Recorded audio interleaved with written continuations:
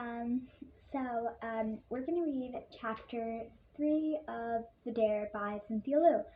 And so far, I think this book has truly um, intrigued me, and I really like it. So, chapter 3. There's nothing out there but Mother Nature. That night, I decided my mouth was incapable of speaking kind and heartfelt words, so I gave my hand a shot at writing something. After 12 different versions of "I'm sorry for calling you a twisted psycho," I settled on this one. Dear Cole, my stupid mouth is more insane than anything it might have said about you. I'm sorry. Thanks for catch and go. Sincerely, Paris. At school the next day, I demoted myself to the back row, and during Miss Wembley's history lesson about the first moon landing, I tossed my note towards Cole. Of course, being as coordinated as I am, my precious words sailed across his desk and into Jax's lap. Jax flashed me a pretty boy smile while I wilted in my chair. He read the note, and his smile vanished. He shot Cole a quizzical look. All I could see was the back of Cole's head turning to stare at Jax. Jax stifled a laugh.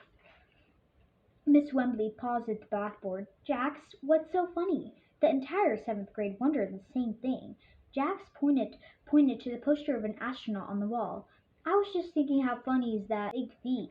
That was one giant step, all right." A couple of kids chuckled, and Miss Wembley frowned before she launched into a lecture on Armstrong's finer points. Jax tossed Cole the note, and I pretended to be engrossed in whatever Miss Wembley was saying. A wad of paper landed on my desk. It was from Mayo. "Are you crushing on Jax?" I looked at Mayo, sitting on my right, and mouthed a big no. She didn't seem satisfied with my answer. Sam, on the left, sent her own note, though she had no idea what we were talking about. "Don't forget your flashlight. Only 2 more days. Yay! ICW equals I can't wait. BTW, Maya wants a BB, Black Beauty book for her B-Day. The fancy kind with the leather cover. You want to split the bill? $10 each." Maya wanted a book? Well, who was I to hinder her education? Though money would be an issue. I'd have to work on Mom, but hopefully she'll understand if I begged. A lot.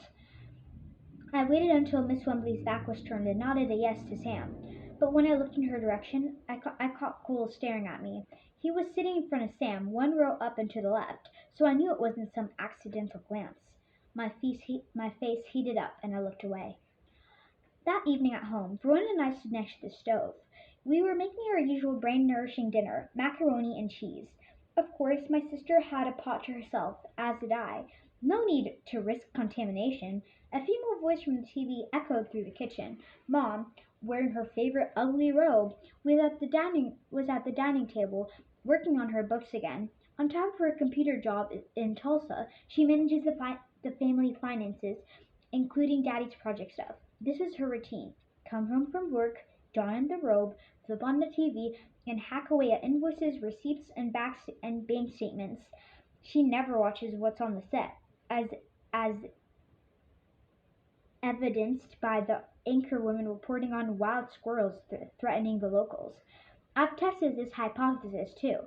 In the past, I flipped the channel to Sesame Street, hoping Mom might absorb some basic English, but she had no idea what the word "the" is for. My sister reached around me for the milk carton. She turned it upside down over her pot. Nothing came out. I smiled. "You hogged the milk," Verona said. I held back a laugh as I stirred my very creamy pasta. My sister tried to grab the pot. "Paris!" "Stop it," I said. "I'll share." I scooped out a portion into a bowl and let Verona have the rest. But the battle wasn't over. I let go lick my spoon, and just as Verona started to scoop out my macaroni, I stuck the slobbery utensil into the pot. My sister got so mad she melted at least 2 of the 5 layers of makeup in her face. "You were so disgusting." She slammed down the pot and stormed out with an empty stomach, which was exactly how I liked it. Now that I had Mom alone, I decided it would be an excellent time to discuss an important financial matter. After all, I had a birthday present of fun, didn't I? I set down my bowl and stood in front of the dining room table. "Mom?" "Yes?" She didn't look from her ledger. All I could see was the top of her graying head. "Can you spot me 10?" "Do you mean I give you $10?" She put a finger on the page and punched numbers into the calculator. "Yes, Mom, $10." $10? I rolled my eyes. Where's a translator when you need one? Yes, $10. Baby, don't yell. I'm right here. What you need $10 for? A birthday present, I said. A friend invited me to a slumber party Friday. Mom kept her gaze on her work. Party? Who's this friend? Mayo. What name is that? Mom, I moaned. I hate to tell you this, but our names aren't exactly normal either. You right. She flipped the page in her ledger. Your daddy's idea. He wants you children go places. So, I said, can I have $10, please? I rested my hands on the edge of her books. I haven't been invited to a real birthday party in like forever. Mom glanced up with a tired look on her face.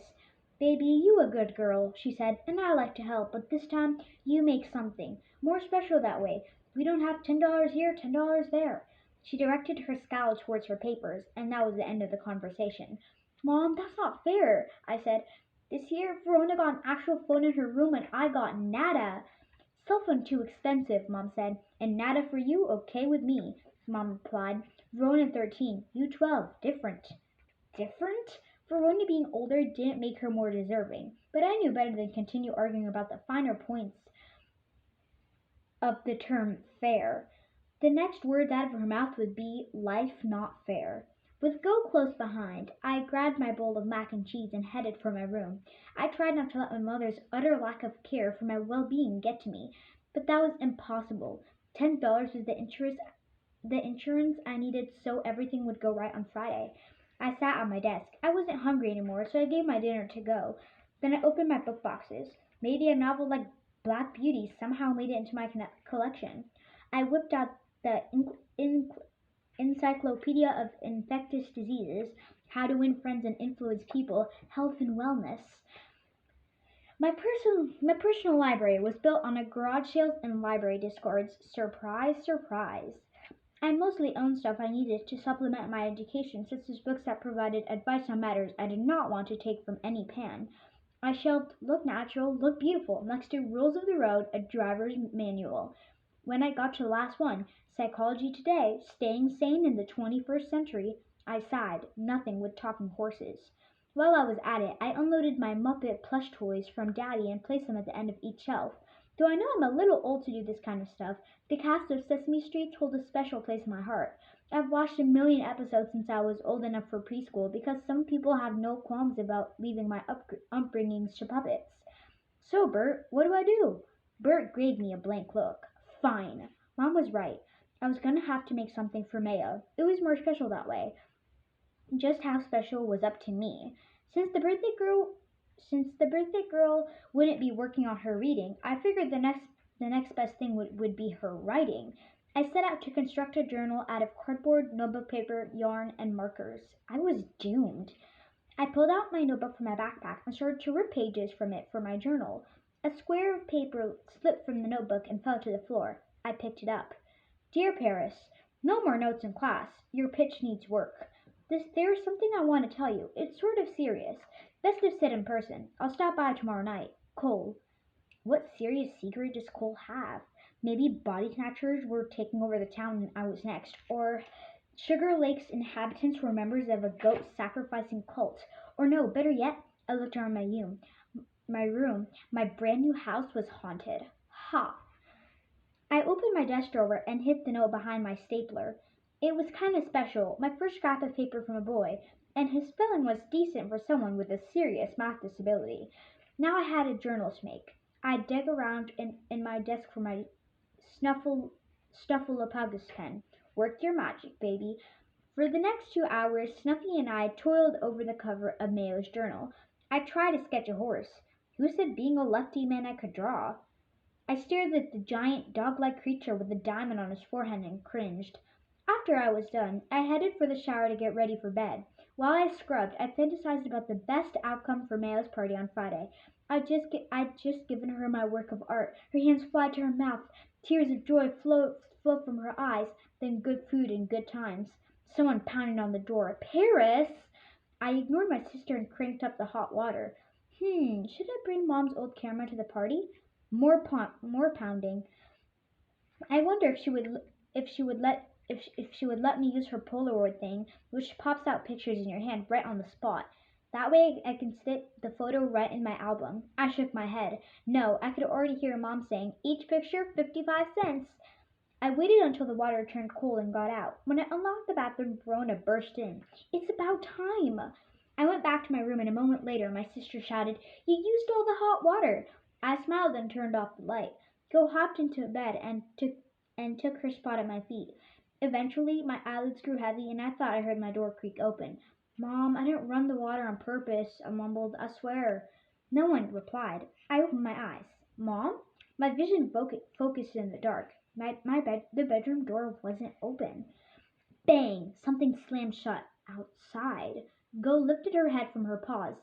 I was out of bed. I got out of bed, went to my window, and peeked through the blinds. The moon cast its light through the bare trees and onto the shed. Ear. The shed door swung open. I took in a breath. Bang! The sound came from behind me. I screamed. Go barked. Paris! I turned around as the lights flipped open. Athens was at my door. Man, you are such a scaredy cat. It was just me. I glared at my brother. What do you want? Athens walked into my room and snooped around my boxes. Hey! There it is. He carried a box out of my room. You had some of my stuff, dork. Mom showed up at the doorway. Baby, why do you shout? I pursed my lips. Ethan scared me, that's all. My mom frowned. Go to bed, baby. No more noise, okay? She closed my door. I went back to the window with Go at my heels. I peeked through the blinds again. A breeze shook the trees and the shed door swung closed. I let the blinds snap in place. Go, I said. She looked at me and cocked her head. There's nothing out there but Mother Nature. I turned off the light and climbed back into bed. Go returned to her spot. I had more important things to think about than wind. I imagined myself giggling over a birthday cake with my friends.